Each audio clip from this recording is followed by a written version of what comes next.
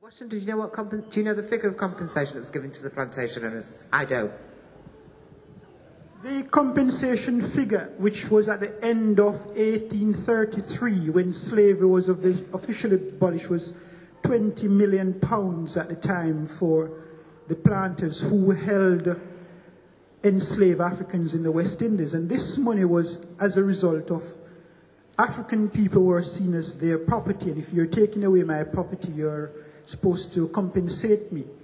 And hence that figure, it was pulled out of the hat. To date, I have never seen a formula how they arrive at it. And when you look at the figures in terms of the amount of money that the enslaved Africans, through sugarcane largely, and then tobacco and rum, would have plowed into the economies of this country, it would have been maybe 5, 6 times that figure.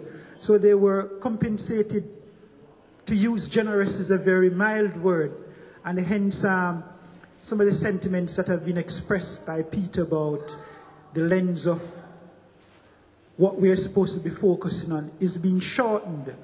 And I have a few issues with Professor Walwyn himself in terms of trying to put across the argument, and as an academic and as about informing a wider cross-section. He is not doing the best in my opinion, but I take heart that I saw him on public television sometime last year saying that it is time that the British public get over that thing of saying that, you know, we were guilty and we were involved in it, acknowledge it and move on. Can you just tell us who Professor Walwyn is? Because, you know, we don't all know. Professor Walwyn is probably one of the most well-written author on African or so more Caribbean slave trade as a white historian. And his work is seen probably as the authority on the subject in Europe. There are over a good 40 or 50 men and women historians in the Caribbean and North America who have produced more than Professor Walwyn, have gone further than Professor Walwyn, but their work has been lost in the media. Because I was going to speak from a slightly different angle from the whole statistics and all that. As I said, I'm originally Nigerian, so I'm sort of, I think I've expressed this before, that sometimes I feel a bit like a fraud because I'm sort of removed from the whole slavery thing. I'm originally from the village where slaves were put on ships anyway, and in my village we have a wide, archive of instruments and the history and all that history is part of, all that past is part of our history as Africans and as, people who have moved away from Africa in diaspora. But my biggest worry, and that's going back to what you were saying about the continuity of the whole slave issue, is, as I've said before, the present day slavery that is happening.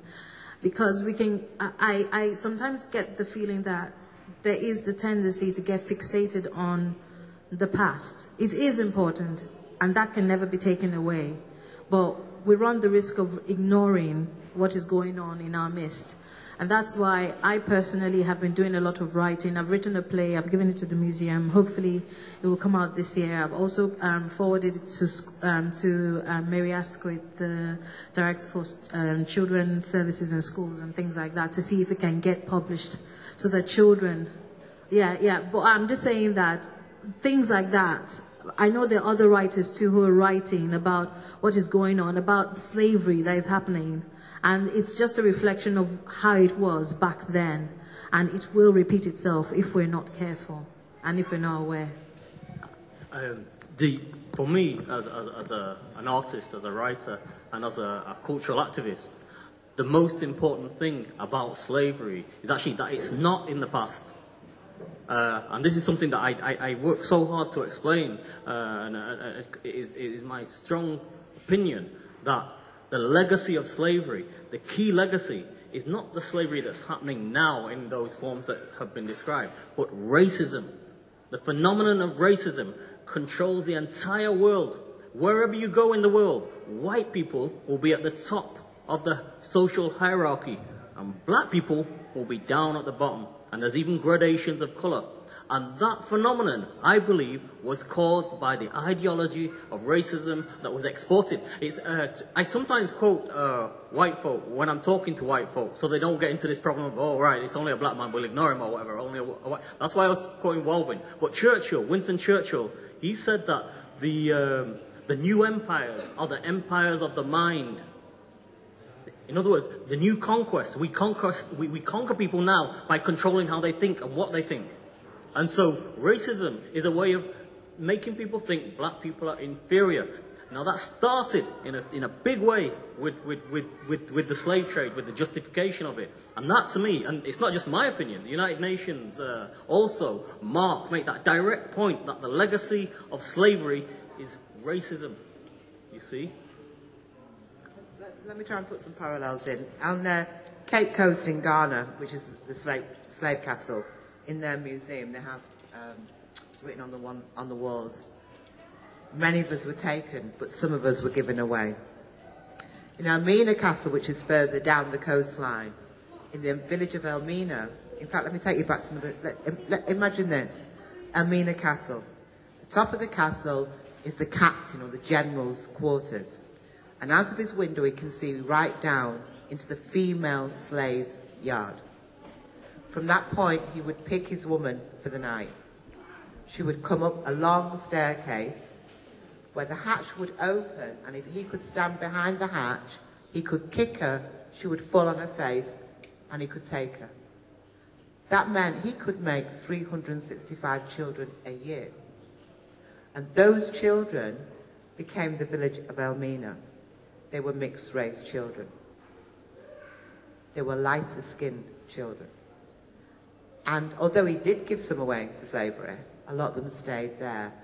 And the principle what Peter's saying there is that in order for England, ordinary people in England, to not oppose the originals of the slave trade, what they had to be sold is that we were not human beings. The difference between our history as people of African descent and of Jewish people's history of the Holocaust, their Holocaust, is that Nazis, and let's be quite clear about this, Nazis, not all Germans, Nazis massacred Jewish people as human beings. We were traded as chattel. We were not human. So our first struggle was to be regarded and respected as human beings. I think that's just important to put that into context. So, he's not going to speak. By the way, I mean, I'm not here to argue anybody's point, but I know I was taught that the Nazis considered the Jews as subhumans, as not humans. The Nazis considered the Jews to be subhumans. Yes, I know, but you know exactly what I'm saying. As a black man, good God, don't you know what I'm saying? Yeah. Okay. I just wanted to say that there was a point made earlier on that maybe this forum wouldn't be an effective forum for promoting political awareness and some sort of political movement. I personally think that without forums like this, you know, even if you influence one person amongst this audience, surely the job is done. It doesn't matter where you have the forum. It doesn't have to be in the Houses of Parliament. You influence one person here, your job is done. That's the point I wanted to make. And with respect to the people in this room, the people in this room are in this room, aren't you? Because they care, they have an interest, and they have a knowledge. And it's the people who are not in this room. You know, our unity is in this room. You know, and respect to everybody gave up the afternoon for that.